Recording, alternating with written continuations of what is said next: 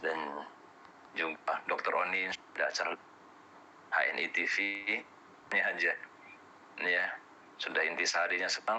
Nah itu jadi harusnya sangat powerful sekali untuk kita tinggal melaksanakannya gitu. Bahkan yang luar biasa yang bikin kita merinding adalah dokter mengatakan yang paling penting adalah kita ini komitmen dengan syariah. Wah, walaupun bonus kecil gitu. Nah, artinya bonus besar tapi komitmen dengan syariah itu lebih baik lagi. Bahkan tadi dokter mengatakan tidak masalah mundur selangkah untuk kemajuan kita yang ke depan. Dan dokter juga mengatakan sangat serius dalam hal ini karena ini adalah masir dari syarikah, masirnya HNI ini.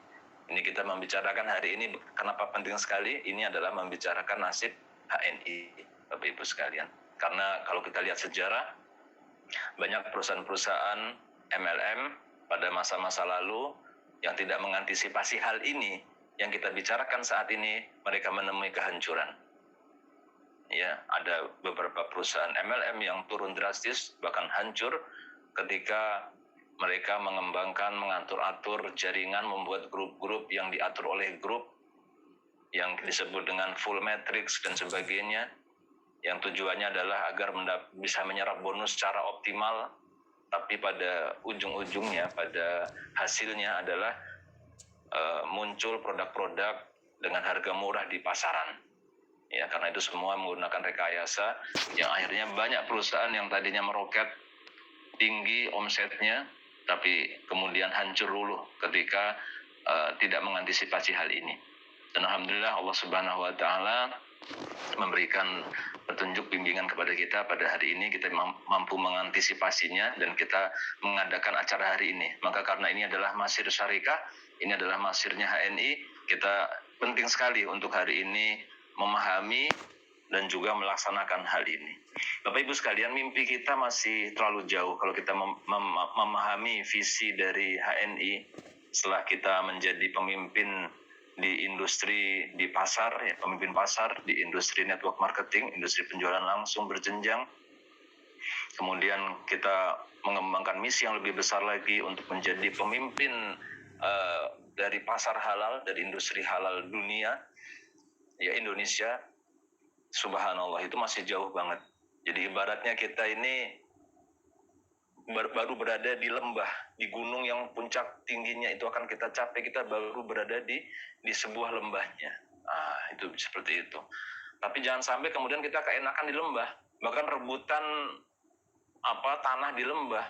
Kita buka ladang di lembah tersebut, karena semakin tinggi semakin indah, semakin tinggi semakin subur tanahnya, semakin banyak rezekinya. Ibaratnya begitu. Jangan kemudian kita keenakan di lembah ini, bahkan berantem di lembah ini, merugikan orang lain di lembah ini gitu ya. Maka kita harus sama-sama luruskan lagi visinya tuh. Puncak ujungnya masih jauh sekali. Kebesaran HNI yang bisa dicapai masih jauh besar. Jangan sampai kemudian kita sampai di sini, keenakan di sini. Ini bukan tempat yang nyaman ini, bukan tempat yang aman, karena mudah kena longsor, mudah kena guyuran tanah dan sebagainya, sehingga kita bisa hancur kalau berada di lembah ini. Dan tadi sudah dijelaskan panjang lebar bahwa memang kita mengadakan FGD kemarin, mengundang PLC dan mengundang undang-undangan para ahli yang lainnya dengan metodologi yang baik, fokus group discussion untuk mencari apa root cause, akar problem dari kenapa HNI dalam tahun terakhir itu mengalami stagnasi. Ya, kita bisa saja mengatakan karena faktor pandemi, tapi kita ingin menggali lebih lanjut. Dan kita dapatkan bahwa root cause ada 4 yang sudah disebutkan oleh Pak Basit tadi. Tapi yang paling akar, ya, yang paling root itu adalah dumping produk. Dan ini semua kita rasakan. Walaupun bapak-bapak, ibu-ibu, para LED yang hadir di sini tidak semua merasakan. Ya, tidak, karena ada yang belum kebagian. Tapi daerah-daerah seperti Surabaya, Malang dan sekitarnya, Jogja, Jakarta, itu sudah diguyur dengan produk-produk dumping ya. Apalagi sekarang semua sudah online. Jadi efeknya pun sudah mulai dirasakan di seluruh Indonesia, karena orang bisa order produk-produk kita dengan harga di bawah yang ditentukan, yang tentunya ini akan mematikan bisnis kita, yang akan membahayakan bisnis kita. Sehingga yang terjadi sekarang adalah Bapak Ibu sekalian, omset perusahaan tidak terlalu turun, bahkan stabil, ya stabil. Omset perusahaan stabil aja. Tapi bonus-bonus Bapak Ibu sekalian para leader turun, betul nggak? Coba kenapa yang terjadi? Omsetnya stabil, tapi kenapa bonus turun? Nah, itulah yang terjadinya penzoliman. Karena omset perusahaan ini keuntungannya dinikmati oleh orang-orang yang melakukan kecurangan, yang menjual di bawah harga pasar, yang membanjiri produk-produk di marketplace dengan harga-harga dumping, harga-harga di bawah pasar.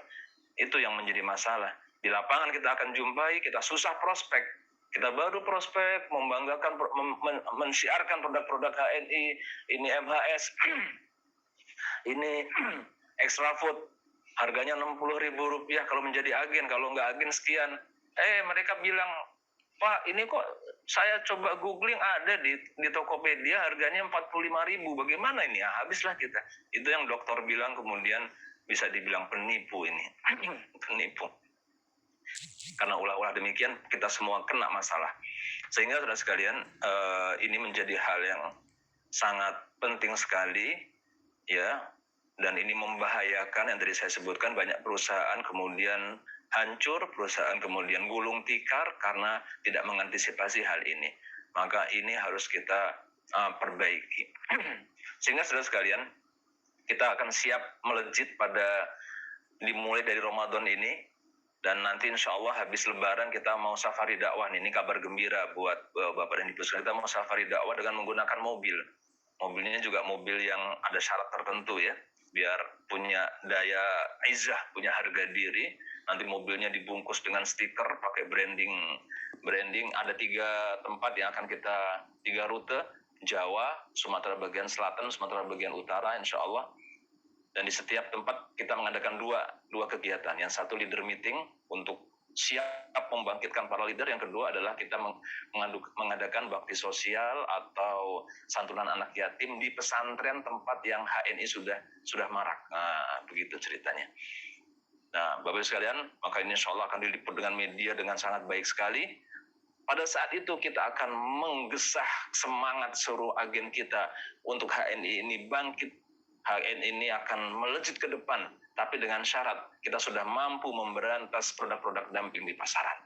Maka di bulan Ramadan ini adalah bulan kita jihad melawan pelaku-pelaku produk dumping.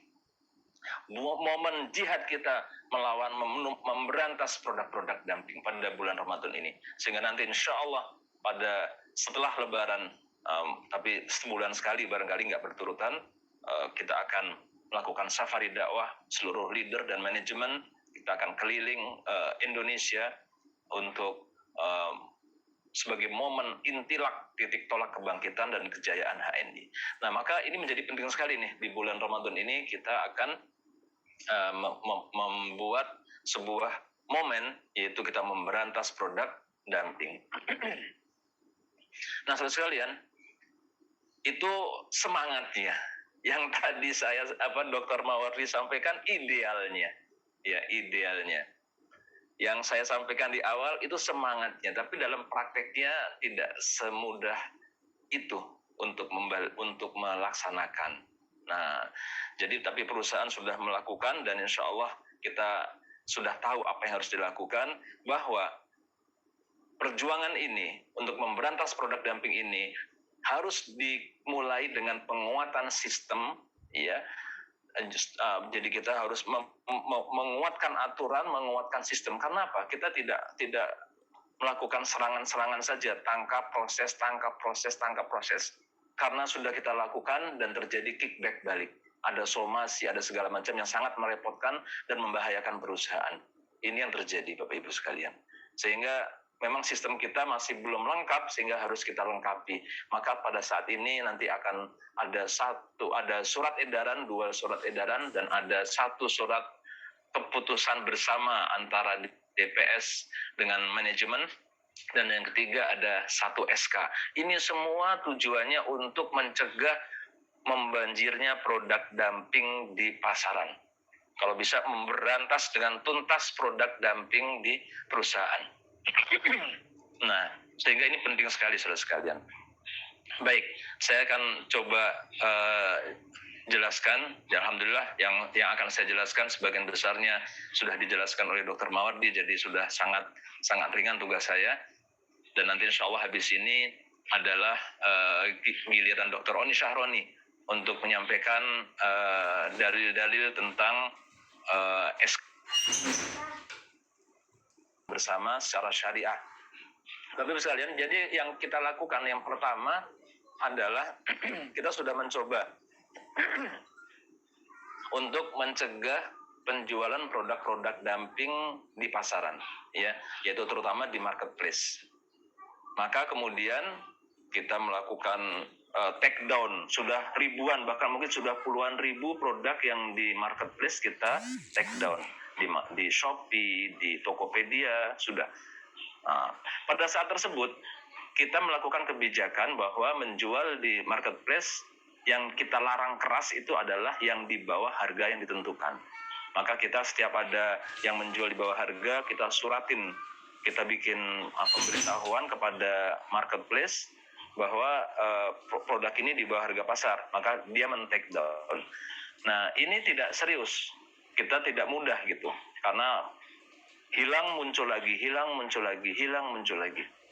seperti itu.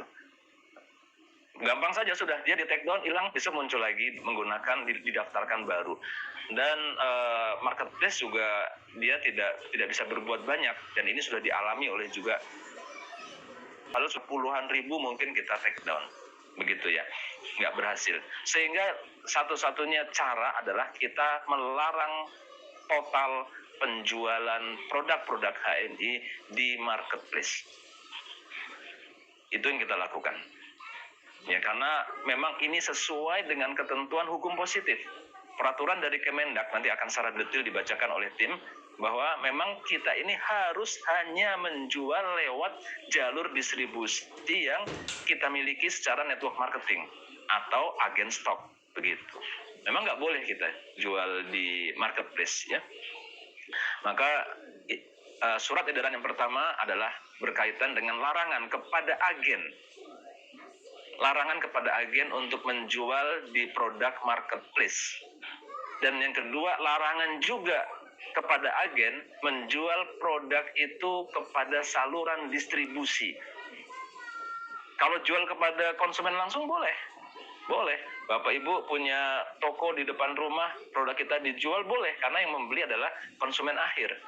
Ya, boleh, itu boleh banget. Atau Bapak Ibu punya warung, punya toko, dijual ada menu minuman Rilko cappuccino HNI, boleh banget itu boleh, karena yang membeli adalah konsumen akhir. Yang tidak boleh adalah kita menjual kepada toko herbal dan lain-lain. Nah, itu yang tidak boleh. Itu SE yang pertama, nanti secara detail akan dibacakan. SE yang kedua, Bapak Ibu sekalian, kita sudah menemukan banyak toko-toko herbal yang menjual produk-produk HNI dengan harga dumping. Pertanyaannya, bisa nggak kita tindak? Tidak bisa ditindak secara hukum. Nah, ini yang saya maksud. Secara teori kita gampang tegas, tapi secara aturan nggak mudah kita tegas. Kenapa? Dia nggak ada ikatan dengan HNI, dia bukan member HNI gitu. Dia boleh-boleh saja jual barang apapun, kan begitu. Maka kemudian kita buat aturan, surat edaran, bukan SK, karena SK hanya berlaku buat internal. Surat edaran, kalau bahasa hukumnya to whom it may concern. Kalau bahasa Indonesianya kepada pihak-pihak yang berkepentingan. Nah, ini buat non-member, bahwa non-member dilarang menjual produk HNI dimanapun, baik di marketplace maupun di toko-toko. Dan ini sudah dilindungi oleh undang-undang. Kita sinkron dengan hukum positif, begitu. Begitu dia jual produk HNI, maka dia melanggar hukum. Dia bisa dituntut sebagai penadah, ya. Bisa dipakai pasal undang-undang hak cipta, melanggar hak cipta HNI. Jadi sudah ada pasal-pasal yang mengikat mereka. Gitu. Dengan adanya aturan ini, maka kita punya kekuatan hukum, baru kita bisa bertindak, Bapak Ibu sekalian. Oke, jadi paham ya. Jadi SE yang pertama buat siapa? Buat para agen. Para agen dilarang menjual di marketplace. Yang kedua, para agen dilarang untuk menjual ke saluran-saluran distribusi. Nanti bahasa SE-nya kita lihat. Jadi kalau jual ke konsumen akhir boleh, ya. Ngeteng boleh. Oke. Asal di bawah harga pasar. Ingat, ada aturan yang lain yang melarang agen-agen HNI untuk menjual di bawah harga pasar. Nah, itu kalau jual di bawah harga pasar kena juga, nggak boleh.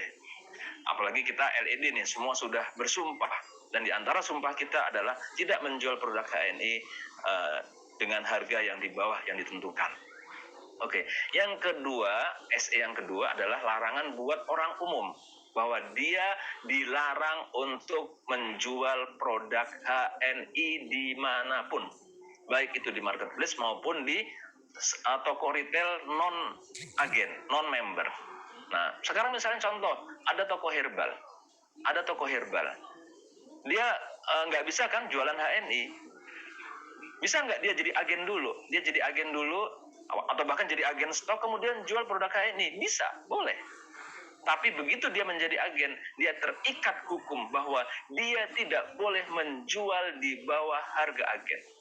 Begitu. Karena kalau dia tidak agen, dia tidak member, dia tidak bisa dijerat secara hukum. Paham ya? Ini 2 SE. Yang kemudian satu ada SKB, Bapak Ibu sekalian. Nah, SKB ini juga adalah hal yang sangat penting sekali, karena ini yang saya katakan, inilah yang menyebabkan banyak perusahaan-perusahaan MLM hancur. Maka kita mencegahnya, yaitu larangan untuk pengembangan bisnis HNI dengan pola investasi. Ini yang dilarang. Kenapa Bapak Ibu sekalian? Alasannya. Jadi contohnya dulu deh. Contohnya adalah dia menawarkan dengan uang tertentu mencapai peringkat tertentu.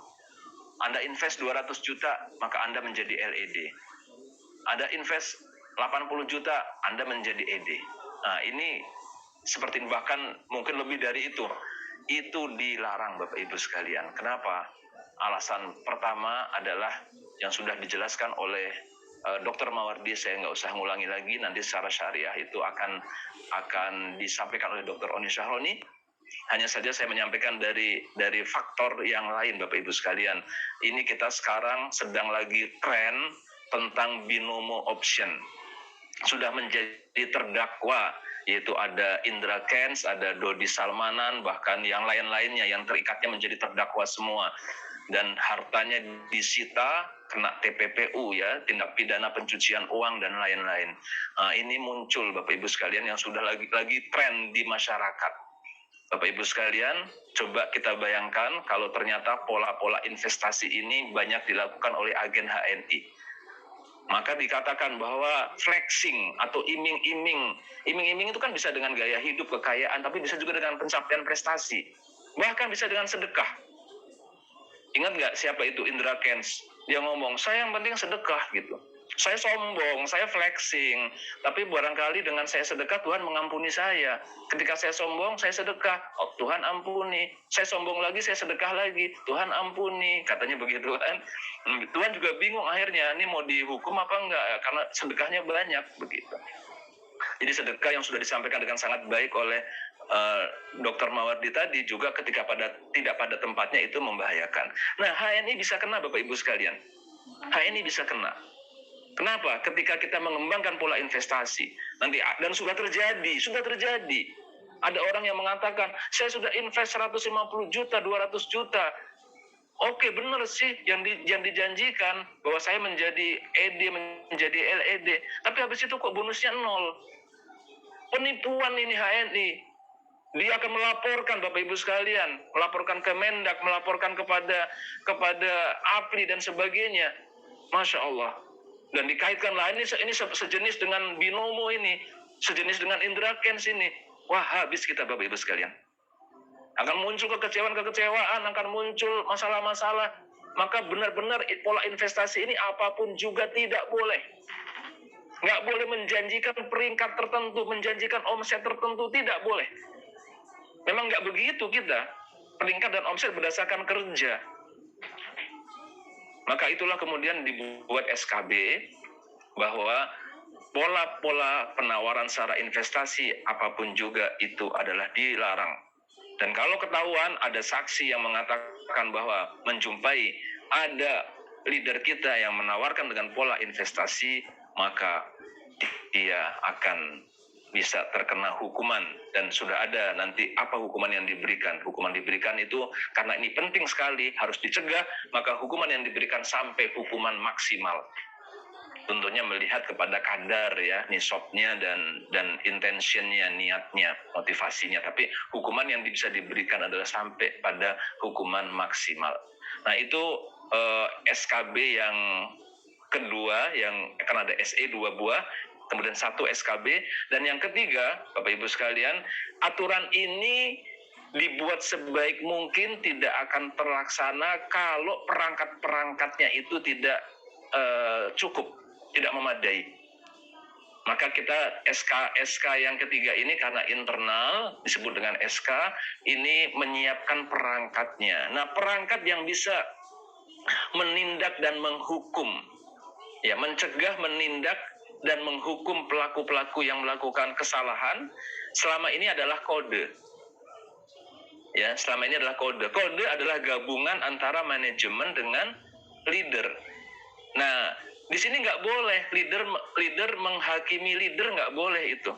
Kalau di negara ada trias politika, ada eksekutif, ada legislatif, ada yudikatif, ya. Nanti ada vested interest, betul. Ketika nanti terdakwanya adalah mitranya, dia akan lembek. Tapi ketika terdakwanya adalah orang lain, dia keras. Ini nggak boleh. Sehingga nggak akan efektif ketika yang melakukan penindakan atau action adalah kode sekarang. Kode sifatnya adalah seperti legislatif. Dia membuat aturan main, ya, dan lain-lain. Nah, jadi yang melakukan penindakan ini, kita akan buat sebuah organisasi, sebuah struktur yang namanya Biro Pencegahan dan Penindakan Pelanggaran atau BP3.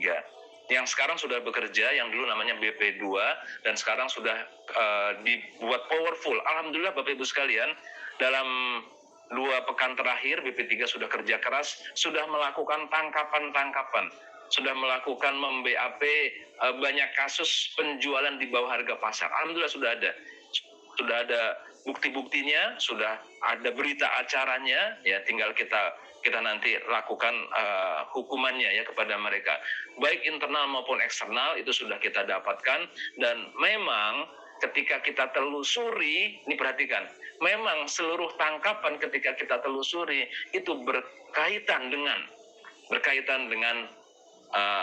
rekayasa omset, berkaitan dengan rekayasa jaringan yang dilakukan oleh para leader-leader, dan bisa jadi adalah para petinggi-petinggi kita. Yang sangat mungkin adalah para petinggi yang melakukan. Karena kalau orang biasa yang bukan LED nggak mungkin melakukan. Jadi yang bisa melakukan adalah kita di sini. Jadi bayangkan Bapak Ibu sekalian, kita di sini ada sekitar 500 orang LED yang kata Dr. Mawardi tadi, ada 1, 2, 3, 4 orang di antara kita ini ya, yang menghilangkan kebersamaan, yang mementingkan kepentingan diri sendiri. Karena apa? Dia akan membesarkan bonus dia, tapi itu akan mengurangi bonus yang lain karena menimbulkan kegaduhan, menimbulkan kecurangan, menimbulkan kompetisi yang tidak sehat, sehingga yang lain akan kesulitan. Karena apa? Karena ketika produk-produk ada tersebar di pasar dengan harga murah, itu akan sangat mengganggu bisnis kita, bahkan kelangsungan perusahaan kita. Jadi Bapak Ibu sekalian, yang SK yang ketiga adalah pengukuhan BP3 sebagai organisasi, dan kode itu adalah sebagai legislatif, bukan sebagai yudikatif. Yudikatif, BP3 pun sifatnya hanya memberikan rekomendasi, karena hukuman tetap berada di manajemen.